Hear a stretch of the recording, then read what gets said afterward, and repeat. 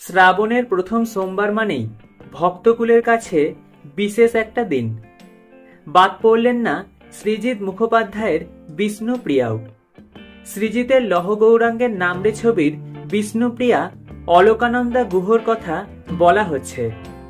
সমস্ত নিয়ম মেনে শ্রাবণের প্রথম সোমবার পালন করেন তিনি।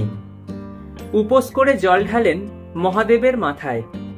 অভিনেত্রী বলেন, এদিন শুধুই নিরামিষ খাবো, আলু সেদ্ধ আর ভাত এসবই খাই শ্রাবণের সোমবারগুলোতে। আমি শিব ভক্ত, তবে এত নিয়ম কানুন আমার জানা ছিল না। বিয়ের পর মনোজিতের কাছ থেকে সবটা জেনেছি এবং শিখেছি, সেই মতোই করে চলেছি। ওদিকে আজ বাঁক কাঁধে তারকেশ্বরের পথে অভিনেত্রী দেবচন্দ্রিমা সিংহ রায়।